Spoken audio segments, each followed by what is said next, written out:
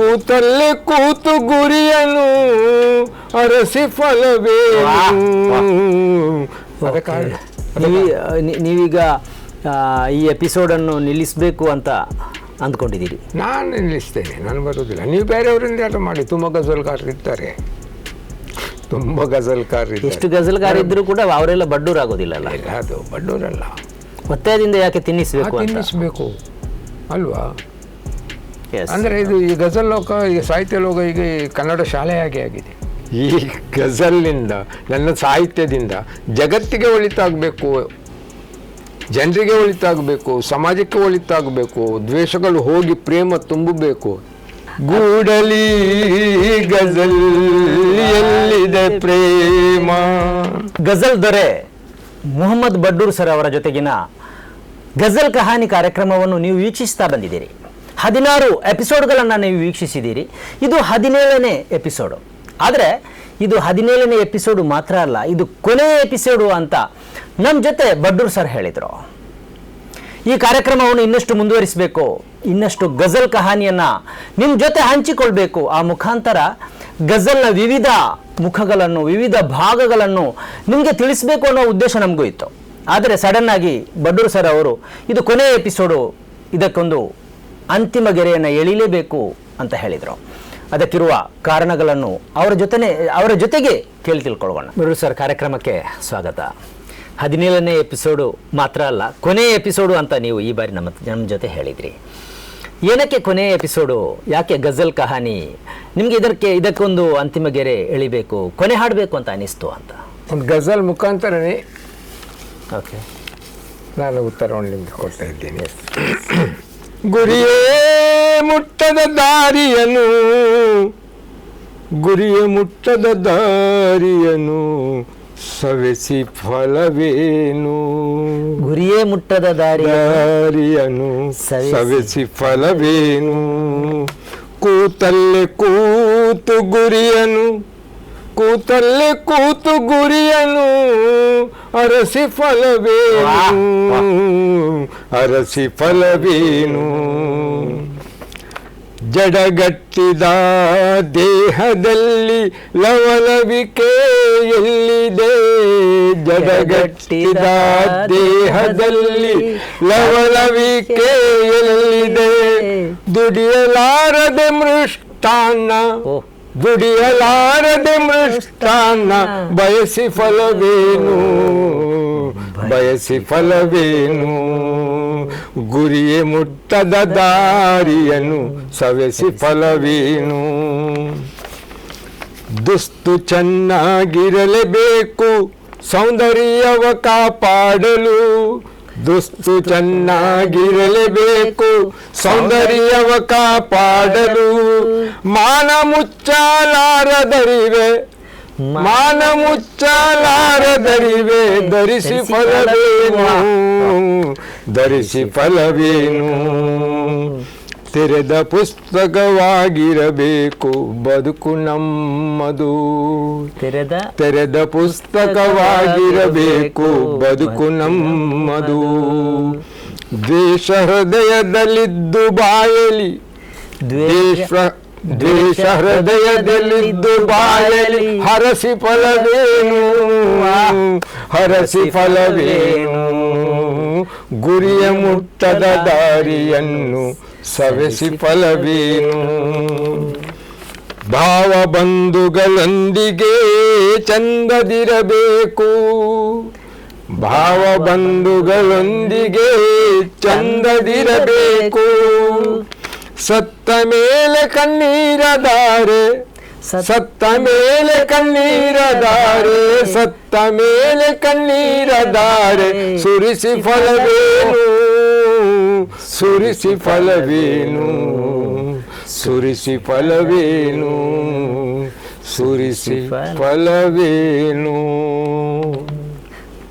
ಸಿಕ್ಕಿತಾ ಉತ್ತರ? ಕಣ್ಣೀರ ಧಾರೆ ಹರಿಸಿ.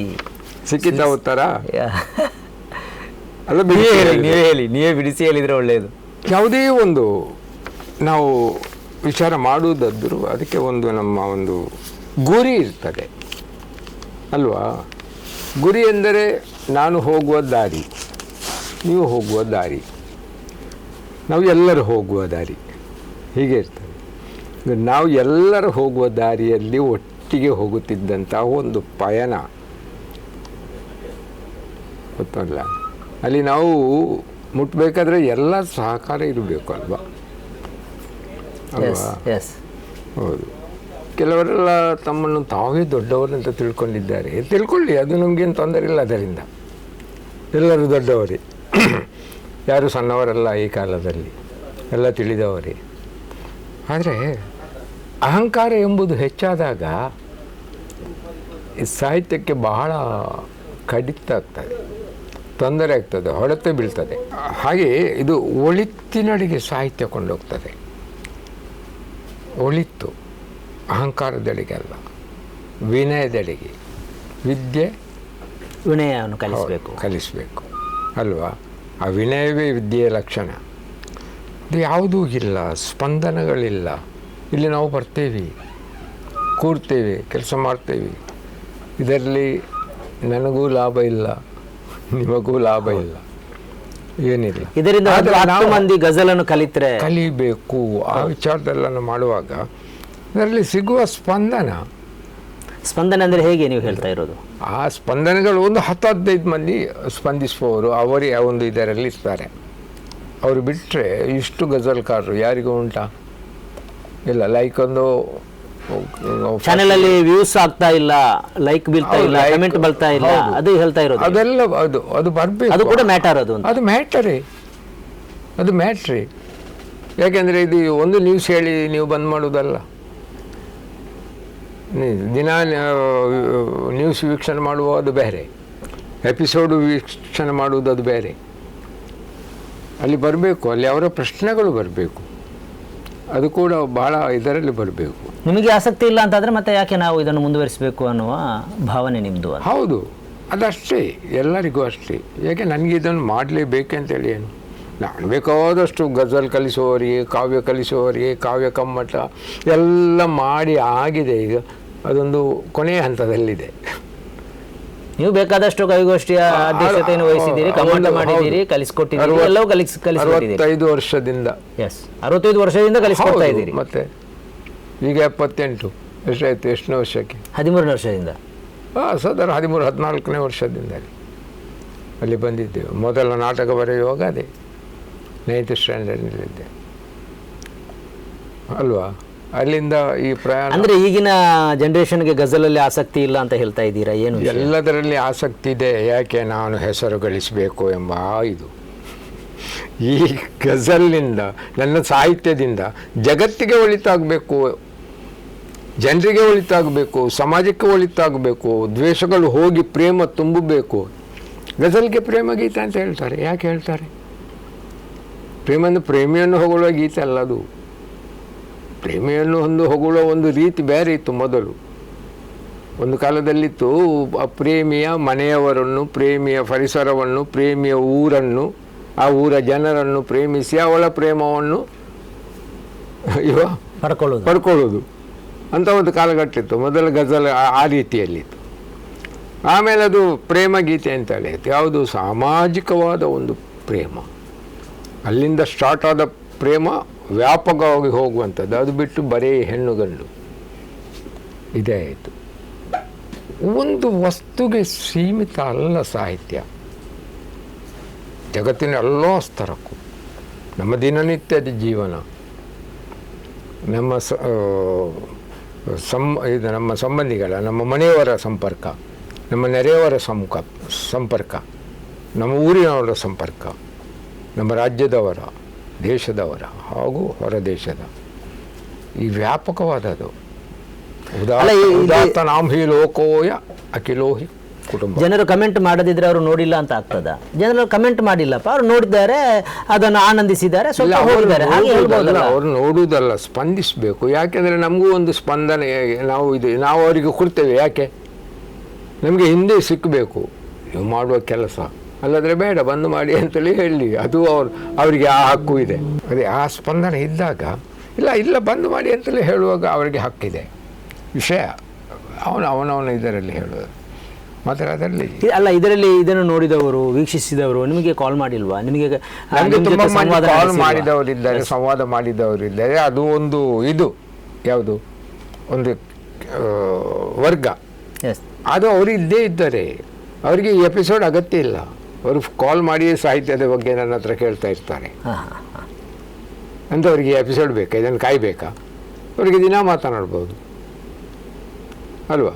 ನೀವು ಪುರ್ಸೊತ್ತಿರ್ತಾರೆ ಅಂತ ಒಂದು ಇದಕ್ಕಾಗಿಯೇ ನಾನು ಹೇಳೋದು. ನಾನು ಏನು ಮಾತನಾಡಿದ್ದರೆ ನೇರ, ಅದರಲ್ಲಿ ಏನಿದಿಲ್ಲ, ಮುಚ್ಚುಮರೆ ಏನಿಲ್ಲ. ಹೌದು, ಇದು ಸುತ್ತು ಬಳಸಲಿಕ್ಕೆ ಸಾಹಿತ್ಯ ಬೇಕಾದ್ದುಂಟಲ್ಲ, ಅದು ಜಗತ್ತಿನ ಒಳಿತಿಗೆ, ನನ್ನ ಇದಕ್ಕೆಲ್ಲ, ಗತ್ತಿಗೆ ಅಲ್ಲ. ನಾನೊಬ್ಬ ಸಾಹಿತ್ಯ ಎಂಬ ಅಹಂಕಾರ ಬರಲಿಕ್ಕೆ ಕೂರ್ದು ಯಾವುದೇ ಕೆಲಸ ಅಲ್ಲ. ಈಗ ನೀವೊಬ್ಬ ಆ್ಯಂಕರ್ ಎಂಬ ಅಹಂಕಾರ, ಈ ಆ್ಯಂಕರಿಂಗ್ ನೀವು ಮಾಡೋದು ಯಾಕೆ ಅಲ್ವಾ? ಒಳ್ಳೆ ವಿಚಾರ ಒಳ್ಳೆ ಜನರಿಗೆ ಕೊಡಲಿಕ್ಕೆ. ಎಲ್ಲಿ ಸಮಾಜ ತಪ್ಪುತ್ತದೆ, ಎಲ್ಲಿ ರಾಜಕೀಯ ತಪ್ಪುತ್ತದೆ, ಎಲ್ಲಿ ನಾಯಕ ತಪ್ಪುತ್ತಾನೆ, ಅವರನ್ನೆಲ್ಲ ಎಚ್ಚರಿಸುವುದಲ್ವಾ ನಿಮ್ಮ ಕೆಲಸ? ಅದು ಅಹಂಕಾರವಾ? ಅಲ್ಲ, ಅದಲ್ಲ. ಅದು ಅಹಂಕಾರ ಅಲ್ಲ, ಅದು ನಿಮ್ಮ ಕರ್ತವ್ಯ. ಅಂದರೆ ನಿಮಗೆ ಇಡೀ ಸ್ಪಂದನೆಯನ್ನು ನೋಡಿ ಒಂದಷ್ಟು ನಿರಾಶೆ ಆಗಿದೆ. ಹೊಸ ಏನು ತಳಿಗಳಿವೆ, ಹೊಸ ಪೀಳಿಗೆಗಳಿವೆ. ಈ ಪೀಳಿಗೆಗಳು ಈ ಗಜಲ್ನ ಬಗ್ಗೆ ನೋಡ್ತಾ ಇದ್ದಾರೋ ಗೊತ್ತಿಲ್ಲ, ಆದರೆ ಆ ಬಗೆಯ ಸ್ಪಂದನೆ ಕೊಡ್ತಾ ಇಲ್ಲ. ಆ ಬಗ್ಗೆ ಸ್ಪಂದನೆ ಕೊಡಲಿಕ್ಕೆ ನಾವು ಅವರಿಗೆ ಪ್ರಚೋದನೆ ಮಾಡಬೇಕಲ್ಲ ಅಲ್ವಾ? ನಿಮ್ಮಿಂದ ಒಂದು ಇದು ಬರ್ತದೆ ಅಲ್ವಾ? ಅದನ್ನು ನಾನು ನೋಡಿ ನಮ್ಮ ಮನೆಯವರನ್ನು ನೋಡಲಿಕ್ಕೆ ಹೇಳಬೇಕು, ನನ್ನ ಫ್ರೆಂಡ್ಸ್ಗಳಿಗೂ ಹೇಳಬೇಕು. ಎಲ್ಲರಿಗೂ ಹೇಳಿದಾಗ ಕುಕಿಲ್ರವರ ಎಡಿಟರ್ ಫಿಕ್ಸ್ ಅದು ಭಾಳ ಚೆನ್ನಾಗಿ ಬರ್ತದೆ ನೋಡಿ. ನೀವು ಅವರ ಇದು ನ್ಯೂಸ್ಗಳೆಲ್ಲ ಚೆನ್ನಾಗಿ ಓದ್ತಾರೆ, ಅದನ್ನು ನೋಡಿ ಅಂತೇಳಿ ಸ್ವಲ್ಪ ನಾನು ಸ್ಪಂದನವೂ ಮಾಡದಿದ್ದರೆ ಬರೀ ನಾನೇ ನೋಡಿ ಮುಚ್ಚಿಡುವುದರಲ್ಲಿ ಏನು ಪ್ರಯೋಜನ ಇದೆ? ವ್ಯಾಪಕವಾಗಬೇಕು, ಯಾವುದು ವ್ಯಾಪಕವಾಗಿ ಹೋಗಲಿ ಅಲ್ವಾ? ಅವರಿಗೆ ಬೇಕಿದ್ದರೆ ನಿಮಗೆ ಅವರು ಇದು ಮಾಡ್ತಾರೆ, ಇವತ್ತು ಸ್ಪಂದಿಸ್ತಾರೆ, ಅವರು ಕಮೆಂಟ್ ಮಾಡ್ತಾರೆ, ಫೋನು ಮಾಡ್ಬೋದು. ಬೇಕಾದರೆ ಕೊನೆಗೆ ನಿಮ್ಮ ಫೋನ್ ನಂಬರ್ ಹೇಳಿ. ಇದು ಕರ್ನಾಟಕದ ಗಜಲ್ ಸಾಹಿತ್ಯ ಕರ್ನಾಟಕದಲ್ಲಿ ಅದಕ್ಕೆ ಎಷ್ಟು ಭವಿಷ್ಯ ಇದೆ, ಹೇಗೆ ಹೊಸ ಪೀಳಿಗೆ ಹೇಗೆ ನಿರ್ಮಾಣ ಆಗ್ತಾ ಇದ್ದಾರೆ ಅಂತ ಹೇಳ್ಬೋದು? ಭವಿಷ್ಯ ನೋಡಿ, ಒಬ್ಬ ಎಷ್ಟು ವರ್ಷ ಬದುಕಿದ ಎಂಬುದರಲ್ಲಿಲ್ಲ, ಹೇಗೆ ಬದುಕಿದ ಎಂಬುದರಲ್ಲಿ ಇರುವುದು ಭವಿಷ್ಯ. ಒಬ್ಬ ರೋಗಿಯಾಗಿ 100 ವರ್ಷ ಬದುಕುತ್ತಾನೆ, ಏನು ಪ್ರಯೋಜನ? ಏನಾದರೂ ಪ್ರಯೋಜನ ಉಂಟಾ? ಇಲ್ಲ. ಅದಕ್ಕಿಂತ ಹಠಕಟ್ಟಾಗಿ ಒಂದು 20-25 ವರ್ಷ ದುಡಿದು ಏನೆಲ್ಲ ಮಾಡಿ ಕಾರುಬಾರಿ ಮಾಡಿ ಬದುಕುವುದು, ಅದಕ್ಕೆ ಆ ಜೀವನಕ್ಕೆ ಬಹಳ ಒಂದು ಉದಾತ್ತವಾದ ಜೀವನ ಅದು ಅಲ್ವಾ? ಎಷ್ಟು ಬದುಕಿದೆ ಎಂಬುದರಲ್ಲ, ಹೇಗೆ ಬದುಕಿದ ಎಂಬುದರಲ್ಲಿ ಆ ಭವಿಷ್ಯ ಇರುವುದು. ಅದು ಕೊನೆಗೆ ನಾವು ಸತ್ತ ನಂತರ ನಮ್ಮನ್ನು ಎತ್ತಿ ಹಿಡಿಯುವುದು ಅದು ಹೇಗೆ ಬದುಕಿದೆ ಅನ್ನೋದು. ಹೌದು, ಎಷ್ಟು ಬದುಕಿದೆ ಅಂತೇಳಿ ಕೆಲವರಿಗೆ ನೆನಪಿರ್ಬೋದು, ಕೆಲವರಿಗೆ ನೆನಪಿರೋಕ್ಕೂ ಸಾಕು. ಬದುಕಿದವರು ಎಷ್ಟೋ ಇದ್ದಾರೆ, ಈಗಲೂ 115-20 ವರ್ಷದ ಜನರೆಲ್ಲ ಇದ್ದಾರೆ ಅಂತ ಕೇಳ್ತಾರೆ. ಅವರು ಹೇಗೆ ಬದುಕಿದ್ದಾರೆ ಅಂತ ನಮ್ಗೆ ಗೊತ್ತಾಗುಂಟ? ಇಲ್ಲ, ಅದೆಲ್ಲ ಅದು ಪ್ರಶ್ನೆ ಎಷ್ಟೇ ಇರೋದು. ಈಗ ಸಾಹಿತ್ಯ ಲೋಕದಲ್ಲಿ ನೀವು ಬಾರ್ಬರಾ ಕಾರ್ಟ್ಲ್ಯಾಂಡ್ ಎಂಬ ಹೆಸರು ಕೇಳಿದ್ದೀರಾ? ಗೊತ್ತಿಲ್ಲ. ನೀವು ಹೋಗಿರಲಿ, ಕಾರ್ಟ್ಲ್ಯಾಂಡ್ನಲ್ಲಿ ಇರುವುದು ಬಾರ್ಬರಾ ಅಂತ ಹೇಳುವ ಒಂದು ಹೆಂಗಸು. ಅವರು ಬರೆದ ಪುಸ್ತಕ ಎಷ್ಟು ಗೊತ್ತಾ ನಿಮಗೆ? ಒಂದು ಅಂದಾಜು ಎಷ್ಟಾಗಿರ್ಬೋದು? ನೀವು ಹೇಳಿ. 723. 723 ಪುಸ್ತಕವನ್ನು ಅವರು ಬರೆದಿದ್ದಾರೆ, ಬಾರ್ಬರಾ ಕಾರ್ಟ್ಲ್ಯಾಂಡ್. ಯಾರಿಗೆಲ್ಲ ಪರಿಚಯ ಇದೆ ಜಗತ್ತಿನಲ್ಲಿ ಅವರ? ಅದು ಕೂಡ ಕಾದಂಬರಿ. ಅವರು ಎಷ್ಟು ಬರೆದು ಎಷ್ಟು ಪುಸ್ತಕ ಅದರಲ್ಲಿ ಇಲ್ಲ. ಬಶೀರ್ ಬದ್ರಿ UP प्रोफेसर है, उजाले अपनी यादों को साथ में रहने दो, न जाने किस गली में अंधेरा हो जाए. ಯಾರಿಗೆ ಗೊತ್ತಿಲ್ಲ, ನಿನ್ನ ನೆನಪು ಉಜಾಲೆ ಅದೊಂದು ಹೇಳಿದರು. ಸರಿ ಇಲ್ಲ, ಸ್ವಲ್ಪ ತಪ್ಪಿದೆ ನಾನು ಹೇಳುವಲ್ಲಿ, ಪರವಾಗಿಲ್ಲ. ಅದು ಇಡೀ ರಾತ್ರಿ ಹಗಲು ಹೋಗೋರು ವರ್ಲ್ಡ್ ಫೇಮಸ್. ಅದು ಬಶೀರ್ ಗೊತ್ತನ್ನು ಹೆಸರು ಗೊತ್ತಿಲ್ಲದವರಿಗೆ ಯಾರೂ ಇಲ್ಲ. 2 ಲೈನ್ ಎತ್ತರ ಕೊಂಡೋಗ್ತದೆ. ಹಾಗೆ ನಾವು ಎಷ್ಟು ಬರೆದೆವು ಎಂಬುದರಲ್ಲಿ ಇಲ್ಲ, ಎಷ್ಟು ಹೇಳಿದೆವು ಎಂಬುದರಲ್ಲಿ ಇಲ್ಲ. ನಾವು ಏನನ್ನು ಹೇಳಿದೆವು ಎಂಬುದರಲ್ಲಿ. ನೆಕ್ಸ್ಟು ಏನೇನು ಬರೆದು ರಾಶಿ ಹಾಕಿದರೆ ಯಾವುದಕ್ಕೆ, ಕೊನೆಗೆ ಅದು ಇದಕ್ಕೆ ಒಲೆಗೆ ಹೋಗ್ತದೆ, ಮಾಡುವುದು ಅಷ್ಟೇ. ಅದ ಕಾರಣ ನೀವೀಗ ಈ ಎಪಿಸೋಡನ್ನು ನಿಲ್ಲಿಸಬೇಕು ಅಂತ ಅಂದ್ಕೊಂಡಿದ್ದೀರಿ? ನಾನು ನಿಲ್ಲಿಸ್ತೇನೆ, ನಾನು ಬರುವುದಿಲ್ಲ. ನೀವು ಬೇರೆಯವರಿಂದ ಆಟ ಮಾಡಿ. ತುಂಬ ಗಜಲ್ಗಾರರು ಇದ್ದಾರೆ, ತುಂಬ ಗಜಲ್ಕಾರರು. ಎಷ್ಟು ಗಜಲ್ಗಾರ ಇದ್ದರೂ ಕೂಡ ಅವರೆಲ್ಲ ಬಡ್ಡೂರು ಆಗೋದಿಲ್ಲಲ್ಲ? ಇಲ್ಲ, ಅದು ಬಡ್ಡೂರಲ್ಲ, ಅದು ವಿಷಯ ಅಲ್ಲ. ನನಗಿಂತ ಹುಷಾರ್ನವ್ರು ಇರ್ಬೋದು.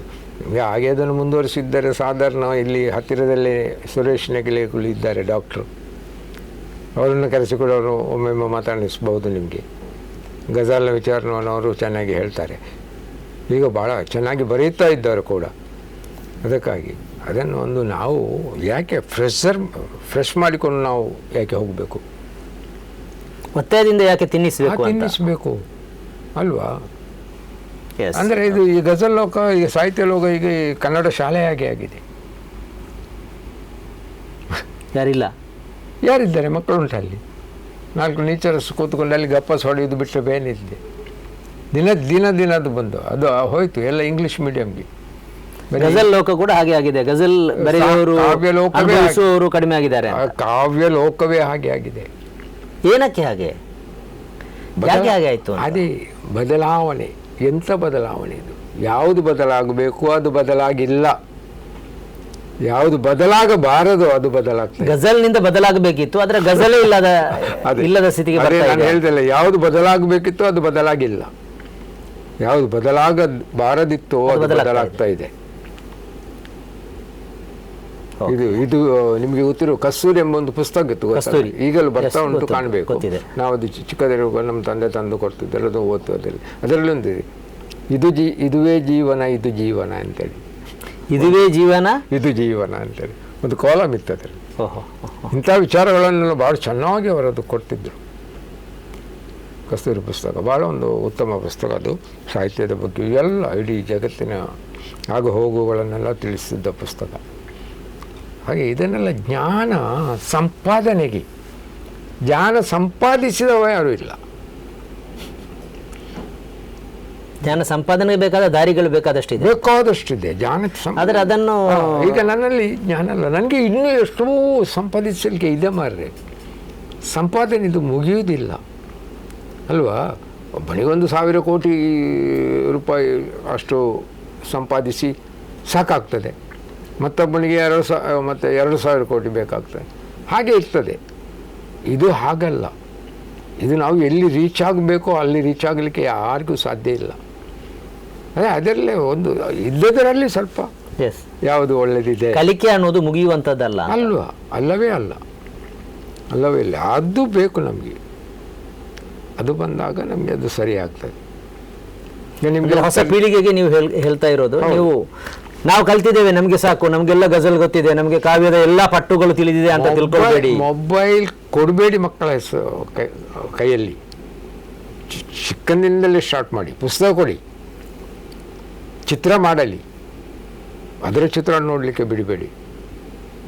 ಬ್ರೈನು ಹಾಳಾಗ್ತದೆ, ಜೀವನವೂ ಹಾಳುತ್ತೆ, ಎಲ್ಲ ಹಾಳು. ಅದು ಕೊಡಬೇಡಿ. ಅದಕ್ಕಾಗಿ ನಾನು ಹೇಳೋದು, ಕತೆ ಹೇಳಿ ಅವರಿಗೆ, ಕೂರಿಸಿ ಒಂದು ಕತೆ ಹೇಳಿ. ಆ ಕತೆ ಆ ಮಗು ಸಾಯುವವರೆಗೂ, ಎಷ್ಟೋ ವರ್ಷ ಹೋಗಿ ಸಾಯುವವರೆಗೆ ಆ ಕತೆ ನೆನಪಿನಲ್ಲಿರ್ತದೆ. ಇದು ಅವನ ಇದ್ದ ನೆನಪನ್ನು ಅಳಿಸಿಬಿಡುವಂಥ ಶಕ್ತಿ ಅದರಲ್ಲಿದೆ. ಈ ಲೋಕ ಉಂಟಲ್ಲ, ಈ ಆಧುನಿಕ ಲೋಕ ಉಂಟಲ್ಲ, ಅದರಲ್ಲಿ ಹೆಚ್ಚಿನದು ನಮ್ಮ ಜೀವನಕ್ಕೆ ಬಹಳ ಮಾರಕ. ನಾವು ಅದನ್ನೇ ನಮ್ಮ ಪೀಳಿಗೆಗೆ ಕಲಿಸ್ತಾ ಇದ್ದೇವೆ, ನಾವು ಕಲಿಸ್ತಾ ಇದ್ದೇವೆ. ಅದಕ್ಕಾಗಿ ಅದನ್ನೆಲ್ಲ ಬಿಡಬೇಕು, ಒಂದು ಒಳ್ಳೆಯ ಇದಕ್ಕೆ ಬರಬೇಕು. ಓಕೆ, ನಮ್ಮ ವೀಕ್ಷಕರಿಗೆ 16 ಎಪಿಸೋಡ್ಗಳನ್ನು ಬಡ್ಡೂರು ಸರ್ ಅವರು ಕೊಟ್ಟರು. ಗಜಲ್ನ ವಿವಿಧ ಪಟ್ಟುಗಳನ್ನು, ವಿವಿಧ ಭಾಗಗಳನ್ನು, ವಿವಿಧ ಮುಖಗಳನ್ನು ಕೂಡ ನಿಮ್ಮ ಜೊತೆ ವಿಸ್ತಾರವಾಗಿ ಅವರು ವಿವರಿಸಿದರು. ನೀವು ಪ್ರತಿಕ್ರಿಯೆಯನ್ನು ಕೂಡ ಕೊಟ್ಟಿದ್ದೀರಿ. ಆದರೆ ಒಂದು ಹಂತ ಇದೆ ಯಾವುದಕ್ಕೂ ಕೂಡ. ಒಂದು ಹಂತದವರೆಗೆ ಇದು ಮುಂದುವರಿಯಿತು. ಈಗ 17ನೇ ಎಪಿಸೋಡ್ಗೆ ಈ ಎಪಿಸೋಡನ್ನು ನಿಲ್ಲಿಸಬೇಕು ಅಂತ ಅವರೇ ಬಯಸಿದ್ದಾರೆ. ಆ ಹಿನ್ನೆಲೆಯಲ್ಲಿ ನಾವು ಇದನ್ನು ಕೊನೆಗೊಳಿಸಲು ಹೋಗ್ತಾ ಇದ್ದೇವೆ. ಅದಕ್ಕೆ ಅವರೇ ಕೆಲವು ಕಾರಣಗಳನ್ನು ಕೂಡ ಕೊಟ್ಟಿದ್ದಾರೆ. ಅದರಲ್ಲಿ ಸ್ಪಂದನೆಯ ಕಾರಣ ಕೂಡ ಒಂದು. ಹೀಗೆ ಈ ಎಪಿಸೋಡನ್ನು ನಾವು ಕೊನೆಗೊಳಿಸಲು ಹೋಗ್ತಾ ಇದ್ದೇವೆ.